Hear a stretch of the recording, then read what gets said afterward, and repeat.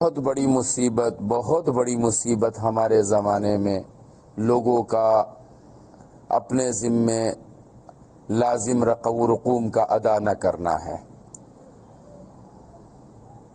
میں اس بات پر اتنا بولتا ہوں اور میرا دل یہ کہتا ہے کہ ہر عالم کو اس پر بولنا چاہیے، خصوصاً اس زمانے میں۔ یعنی آپ علیہ الصلاۃ والسلام کی محفل میں جنازہ صحابی کا لایا جاتا ہے، آپ علیہ السلام نے فرمایا حل علیہ دین، کیا اس پر قرضہ ہے؟ صحابہ نے عرض کیا یا نام یا رسول اللہ، قرضہ ہے۔ آپ نے فرمایا حل ترک لہ وفاء، کیا اس نے اس قرضے کی ادائیگی کی کوئی شکل چھوڑی ہے؟ صحابہ نے عرض کیا یا رسول اللہ کچھ نہیں چھوڑا۔ آپ نے فرمایا صلو علی اخیکم، تم اس کا جنازہ پڑھو، میں اس کا جنازہ نہیں پڑھوں گا۔ لوگوں کا حق لے کر جانے والے کے لیے حضور نے فرمایا میں اس کا جنازہ ادا نہیں کروں گا۔ ایک صحابی اٹھے کہنے لگے یا رسول اللہ دینہ علیہ، یا رسول اللہ سارا قرضہ میرے ذمہ۔ آپ علیہ السلام نے پھر جنازہ پڑھا۔ جب صحابہ جن کے لیے قرآن میں اعلان ہوا ہے رضی اللہ عنہ ورضوا عنہ، ان کے لیے اللہ کے نبی نے فرمایا کہ قرضہ ہے تو جنازہ نہیں ہوگا، تو ہماری قربانیاں کہاں ہوگی؟ ہمارے عمرے کہاں ہوں گے؟ ہمارے حج کہاں ہوں گے؟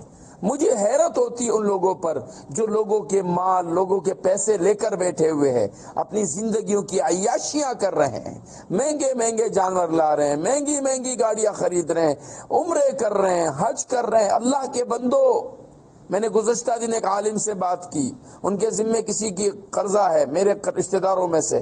میں نے کہا تم لوگوں نے گزشتہ دن گئے، تم سوات کا ٹور کر کے آ گئے، 2 ویگو لے کر چلے گئے اور وہاں تم نے 2-2.5 لاکھ کا خرچہ کیا۔ میں نے کہا تمہیں تو یہ فکر کرنی چاہیے تمہاری نماز بھی قبول ہے کہ نہیں ہے، تمہارے روزے بھی قبول ہے کہ نہیں ہے۔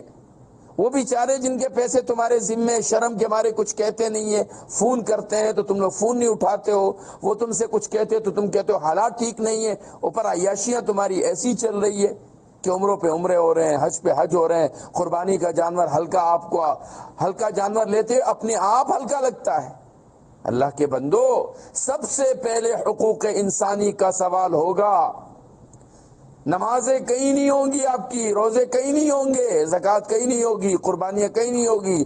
سب سے پہلے حقوق، فرمایا سب سے فقیر آدمی کون ہے؟ جو قیامت کے دن آئے گا اور اس کے پاس پہاڑ ہوں گے اعمال کے، لیکن حقوق والے آئیں گے اپنے حق لیتے لیتے لیتے لیتے، پھر اس کے سر پہ گناہوں کا بوجھ ڈالتے ڈالتے ڈالتے اس کو گھسیٹ کے جہنم میں ڈالا جائے گا۔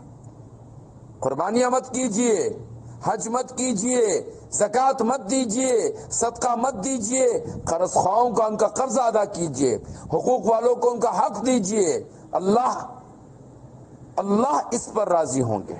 قربانیاں کر رہے ہو، عمرے کر رہے ہو، حج کر رہے ہو، صدقے دے رہے ہو، بھلائیاں کر رہے ہو، دسترخوان چلا رہے ہو، لیکن جن کا حق ان کو حق نہیں دے رہے ہو، کچھ بھی قبول نہیں ہے، کچھ بھی قبول نہیں ہے۔ اس میں ایک اضافہ کر دوں، خصوصاً وہ لوگ جو وارثوں کا حق روک کے بیٹھے ہوئے، فرمایا جس نے وارث کو اس کے حق سے محروم کر دیا، اللہ اسے اپنی جنت سے محروم فرما دیں گے۔